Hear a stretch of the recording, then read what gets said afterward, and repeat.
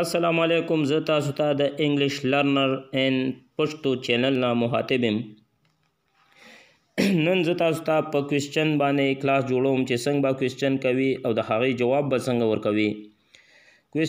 کومو کوېسچنو باندې ته کلاس جوړوم چې کم وخت تیر شوی یعنی کم ټیم تیر شوی د هغه وخت په باره کې به نا کوېسچن کوم په انګلیش کې ورسره به د هغې جواب هم تاسو ته ښیم.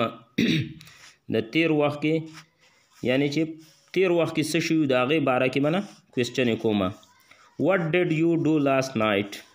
what مطلب څه، did مطلب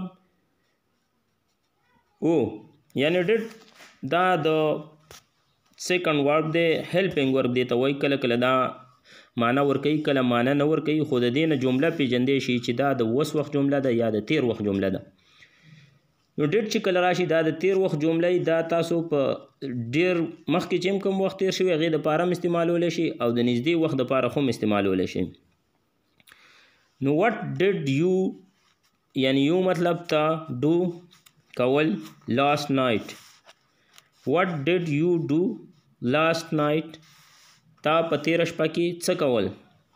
جواب به څنګه ورکې I یعنی ما watched واچ کتو ته وایي ایډیو سره راغلی ده. کتو مې یعنی تیر وخت خبره کوي. کتو مې ټي وي یعنی ټي وي مې کتو. I watched TV. where did she go yesterday؟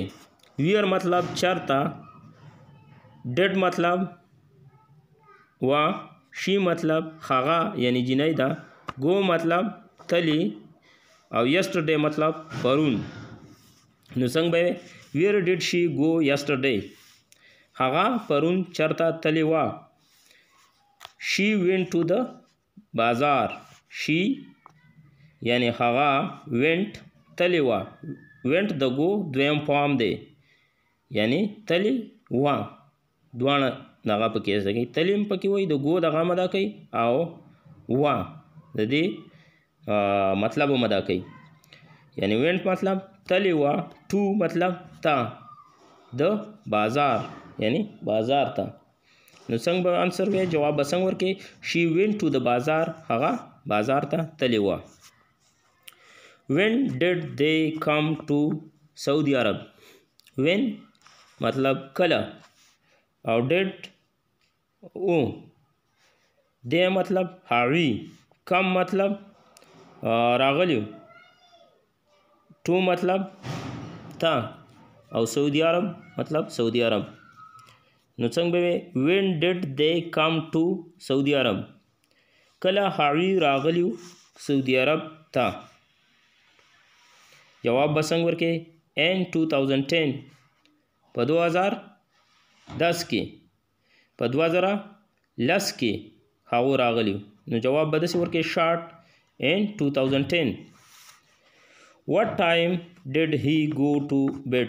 what time څه ټایم، did او هغه، he هغه، go تلی، to bed to تا، bed کټ. what time did he go to bed؟ څه ټیم هغه کټ ته تلی یعنی څه ټیم هغه سملاستو، مطلب دا دی at 11 o'clock.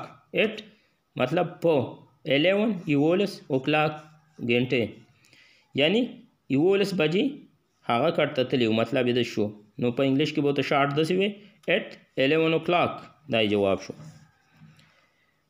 how did اسلم go to the airport؟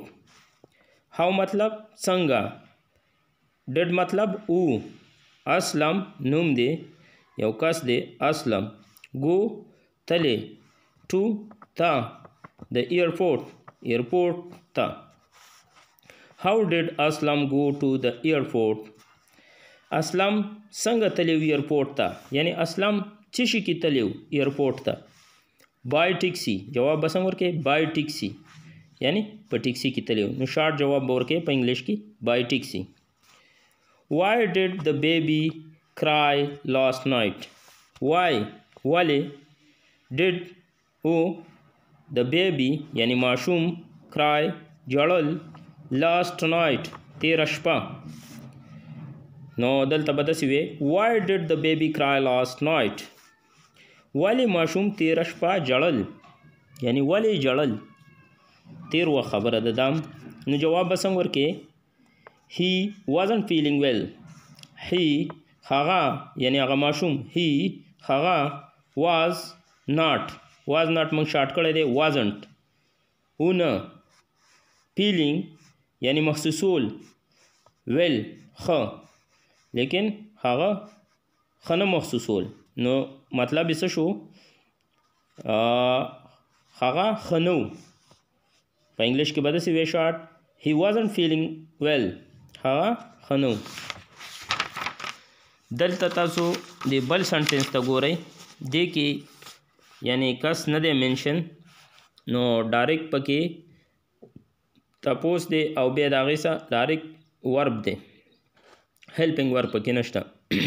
نو دا لږې رنګې مختلف دي د دغې نه خو دا هم د تیر وخت جملې دي. who used my computer. who مطلب چا یوز او دې څه دا ډي لګېدلې ده used ته جوړ شوی دی دا د تیر وخت خبره کوي. چا استعمالو my computer زما کمپیوټر. who used my computer چا استعمالو زما کمپیوټر. نو جواب دوه قسمه ورکولی شي. یو قسم دی علي did علي استعمالو. بل قسم دا دی علي used it علي استعمالو. دواړو یو مطلب کېدی شي چې کوم یو ستاسو خوښ وي هغه ورته ویلی شئ. بل کوېسچن ته ګورئ. who broke the window چا بروک ماتو یعنی دا د بریک دویم فارم دی بروک.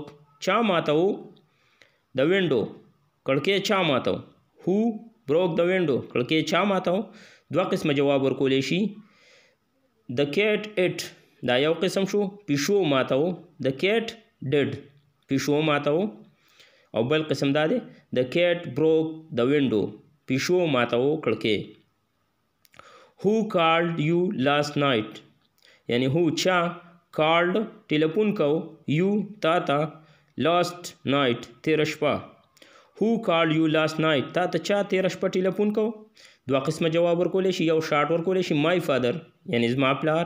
بل داسې هم ویلی شي my father called me last night زما پلار ټیلیفون کو ما ته تیره شپه. which student یعنی بلې جملې ته ګورئ کوېسچن ته. which student کوم student new دا د نو دویم فارم دی new. کوم student پیژني د answer جواب. which student knew the answer کوم student پیژني جواب یعنی چاله جواب ورزي مطلب دا شو کوم student له جواب ورزي. نو دلته تاسو ویلی شئ علي did علي له ورزي دا یو جواب شو شارټ کې. او په بل کې ورته دا هم ویلی شي علي knew the answer علي له جواب ورزي یعنی علي پیژني جواب دا هم ویلی شي. دا د نننۍ ورځې کلاس تاسو یې که پې پوه شوي نه وي په دویم ځل یې وګورئ او ښه صحیح پې ځان پوه کړئ. انشاءالله په بل کلاس کې به ته د دې نه هم اساني وي. او چې څوک انګلیش پوره زده کوي نو دا چینل سبسکرایب کړئ انګلیش لرننګ ان پښتو او شیر یې هم کوئ چې کوم سټوډنټان ته دا چینل مخې ته نه راغلی چې هغو ته مخې ته شي او هغو هم سبسکرایب کړي او په پښتو کې ته زده کړي. کوم ځای کې چې ستاسو څه شک وي یا نه کلیر کمنټ کې ماته ولیکئ. زه په کمنټ کې هم تاسو ته ریپلای در کوم او هر ټایم 24 غنټې زه تاسو ته حاضر یم په دې چینل کې. اوکې تھینک یو سو مچ فار واچینګ. د الله په امان د ځان ډېر خیال ساتئ. اوکې